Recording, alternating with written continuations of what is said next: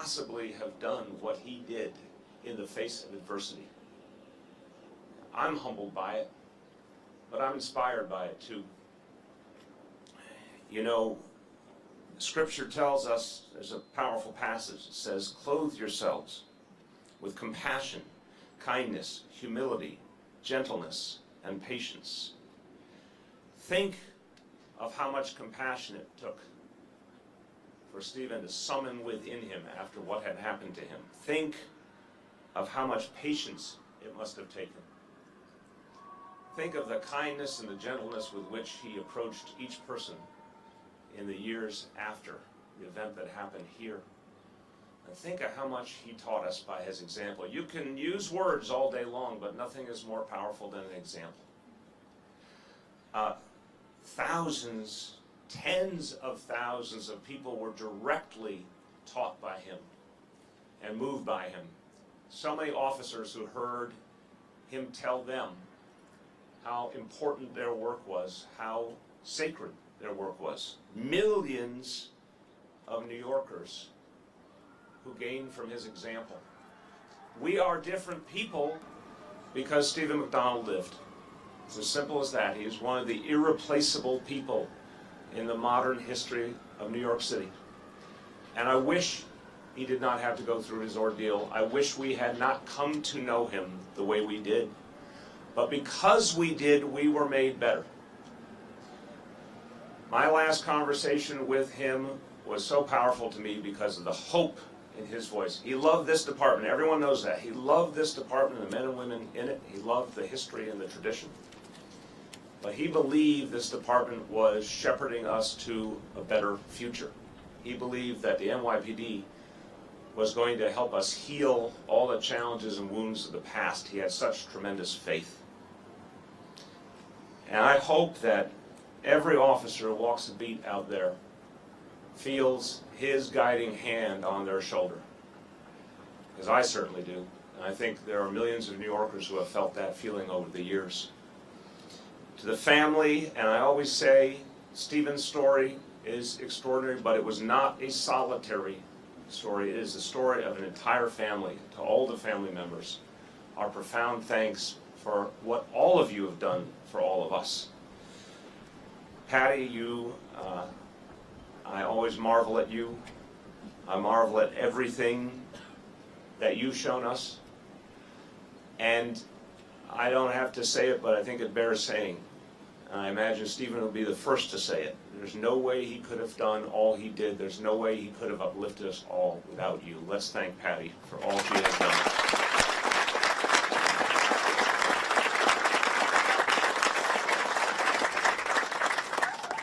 And to Connor, possibly the single most enthusiastic member of the NYPD. I don't know what Connor eats for breakfast, but I want to eat that too. You know what? I'm a father myself, so I can take this as a point of privilege. I can only imagine the pride your dad felt in seeing you put on that uniform. But not just wearing the uniform, living the life, living the ideals with such passion. And I know every day what he stood for is being carried out through your great work. Thank you, Connor.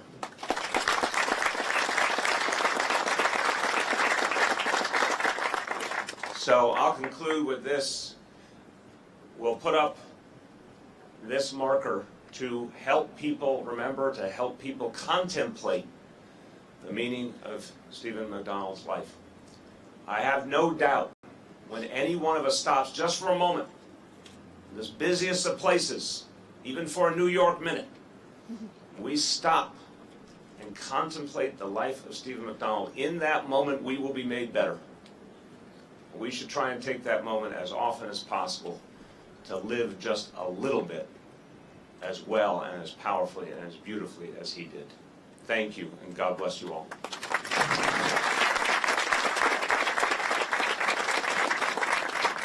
And thank you so much, Mr. Mayor. Ladies and gentlemen, it's now my pleasure to introduce the Police Commissioner of the City of New York, the Honorable James P. O'Neill.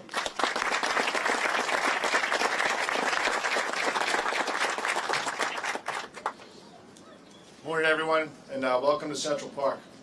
Thank you, Mr. Mayor. Mary Dinkins, it's always great to see you, McDonald family, Central Park Precinct personnel, and everybody that's here this morning. It's quite a turnout. 32 years ago today, very close to where we gathered, Steve McDonald's life changed forever. In an instant, his world and the world of his young wife and unborn son were shattered. It was brutal, tragic, and utterly senseless, and it would have destroyed most people. But Stephen certainly was not most people. In that moment, the life he'd known for 29 years was over. But his new life, as one of our most powerful symbols of courage, perseverance, and hope, had just begun. And today we're back here where so much has changed for so many. Some of the changes were immediate, like the physical limitations that would affect Stephen and his family every day for the rest of his life. And some of the changes happened over time, like the emotional and spiritual impact Stephen had on the millions of people who heard his message of forgiveness, compassion, and love. That's why Stephen's legacy is so meaningful, because he had the power to change people. And this legacy lives on in his wife and partner, Patty Ann, and his son, Connor, of course, and every past, present, and future member of the New York City Police Department. We will never forget what Stephen did for all of us. As part of that, for future generations who never had the privilege of knowing Stephen personally, we have plaques, memorial wall, inscriptions, street signs, and much more dedicated to him. These are places where we can celebrate Stephen's life, remember his message, and retell his story.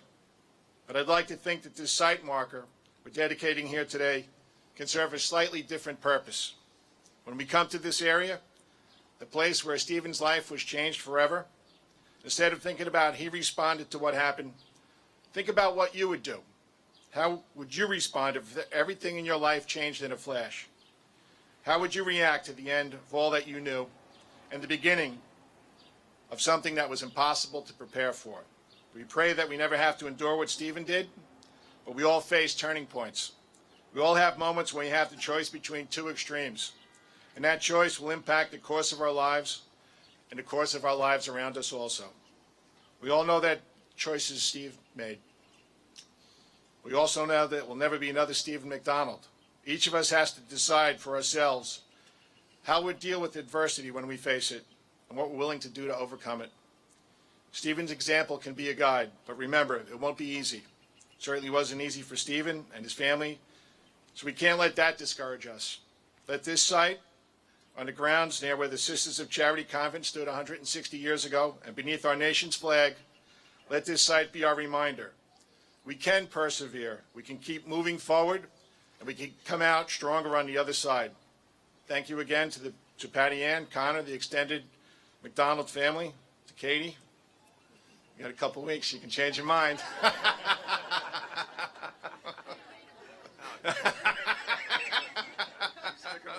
Connor, you can't change your mind. To the men and women of the Central Park Precinct and everyone involved in creating this site marker and making today's ceremony possible, thank you. And thank you, Stephen, for the incredible life you led and everything you taught us. You showed us what was possible when we seek to truly understand others. And by doing that, you helped us understand ourselves.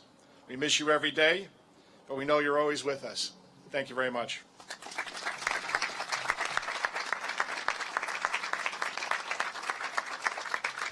Thank you so much, Commissioner O'Neill.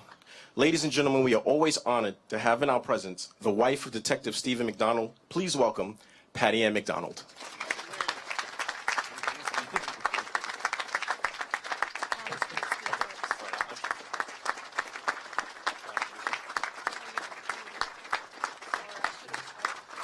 And also his son, Connor, will speak first.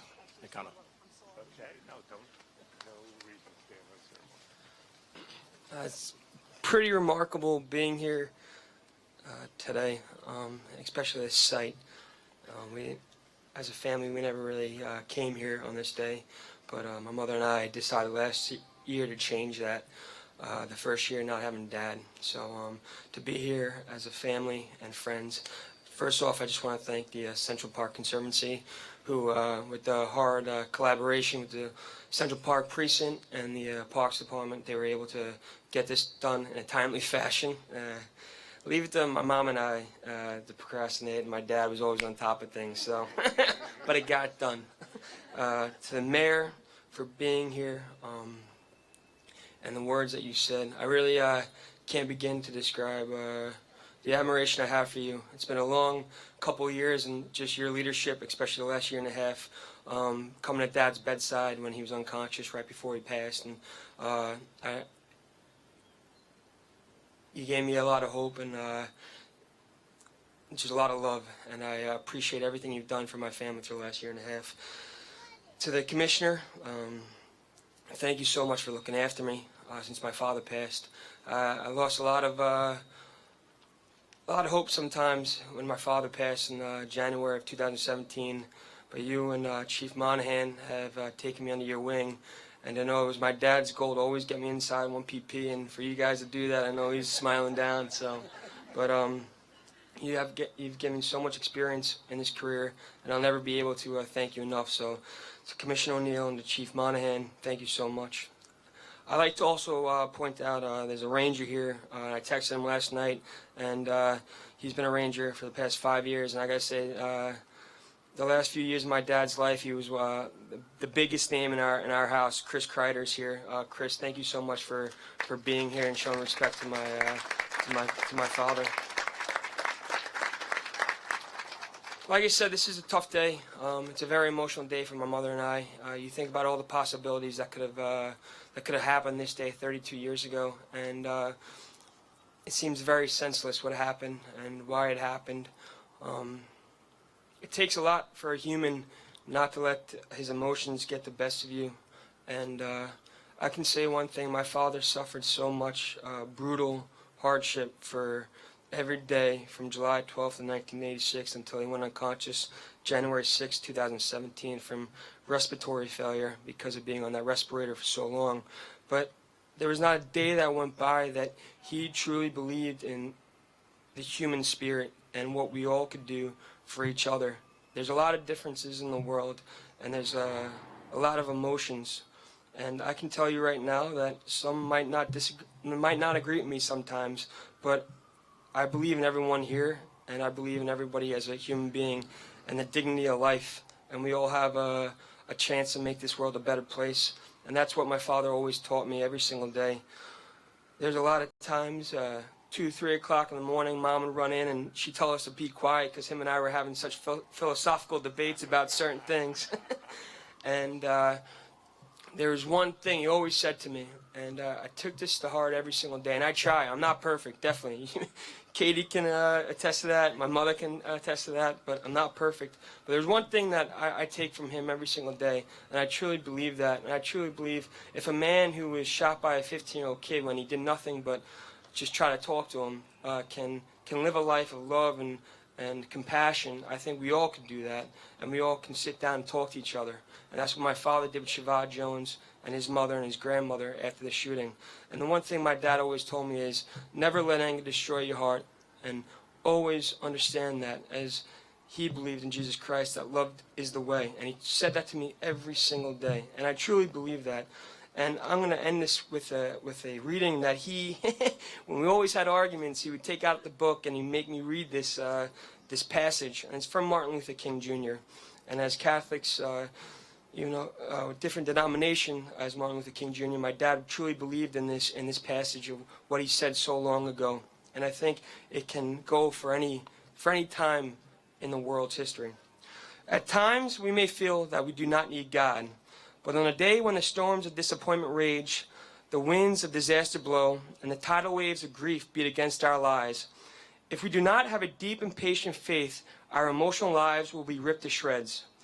There is so much frustration in the world because we have relied on gods rather than God. We have genuflected before the God of science only to find that it has given us the atomic bomb, producing fears and anxieties that science can never mitigate. We have worshipped the God of pleasure only to discover that thrills play out and sensations are short-lived. We have bowed before the God of money only to learn that there are such things as love and friendship that money cannot buy. And in worlds of recessions, stock market crashes, and bad business investments, money is rather uncertain deity. These transitory gods are not able to save us or bring happiness to the human heart.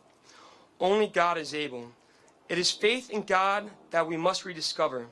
With this faith, we can transform bleak and desolate valleys into sunlit paths of joy and bring new light into the dark caverns of pessimism.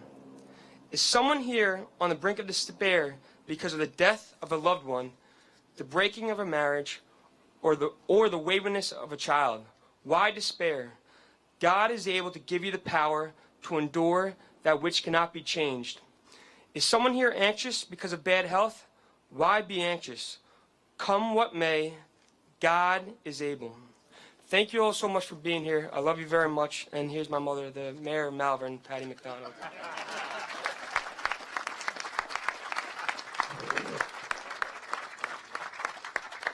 I think Connor said enough for the both of us, but I just wanted to especially thank the Central Park Precinct.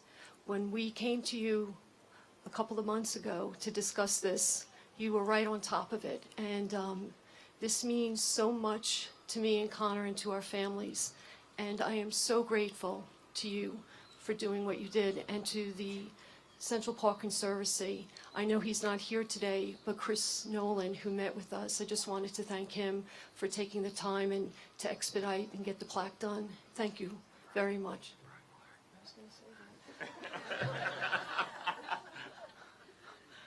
Okay. I wanted to just mention a couple of other individuals that are here. Brian Mulheron, who is here to my left. Brian, as we called him, you were the night mayor. He was the liaison between the mayor's office and the police department. And it was Brian who was very instrumental in making sure that Stephen got from Metropolitan Hospital to Bellevue. And we're so forever grateful to you, Brian, for your support all those years and making sure that Stephen got to Craig Hospital. Because unfortunately back there, over 32 years ago, there wasn't any facility here that handled a respirator-dependent patient as well as Craig Hospital, and they gave Stephen back his life. And there's another gentleman that's sitting behind Brian, is Tony Semp. Tony, who he himself survived something very tragic. You were such a great support to Stephen. He loved you. And I'm so grateful that you're here today. And as Commissioner said, this area is where the Sisters of Charity, and Stephen had mentioned that what a beautiful place to start a terrible day. And as was mentioned by the mayor and the commissioner and Connor, it was, this area that was so beautiful. And Stephen used to come here. We used to go to the garden over there and spend time. So I'm just so grateful that we'll be able to come here and there'll be a marker, and everyone that passes by will be able to Google and know who Stephen was and what he stood for. So, and I want to just thank all of the friends and family who came here today to support Stephen, Connor, and I. We love you all very much. I can't tell everyone's name because I'll forget somebody, and as Connor said to the mayor and the commissioner, thank you so much for your love and support, especially these past 18 months. Thank you so much. God bless.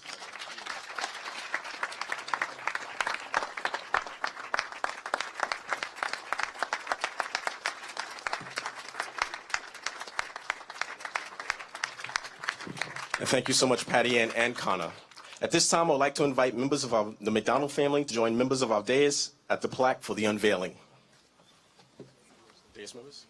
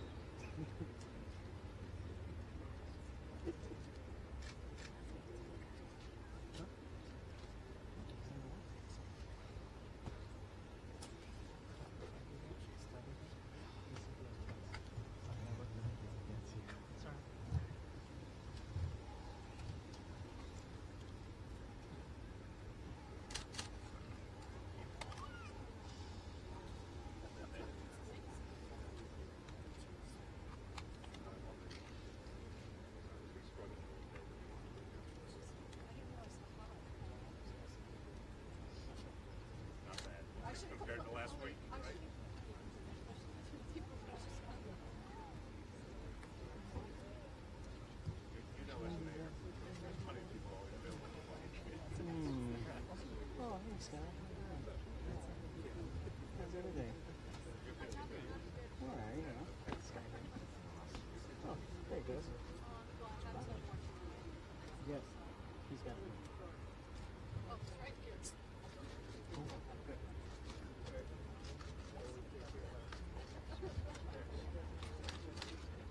Yeah, man.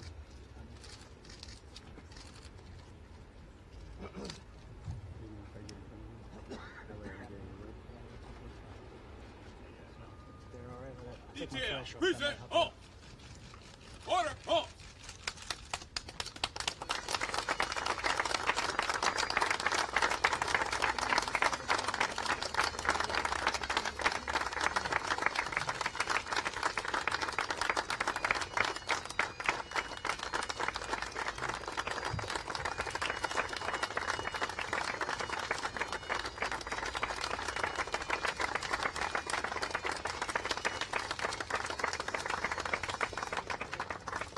Let us pray.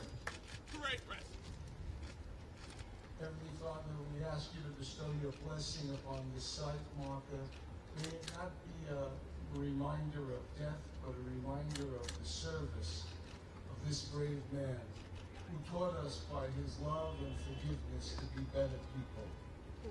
As it stands here, may it be an everlasting memorial to his life and ministry of peace and love.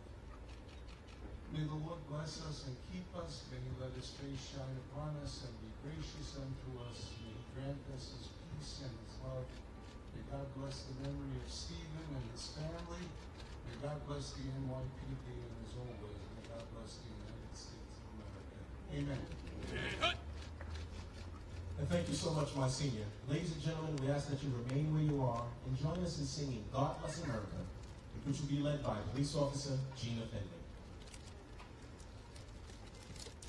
God bless America, the land that I love. Stand beside her and guide her through the night with the light from above. From the mountains to the prairies to the oceans.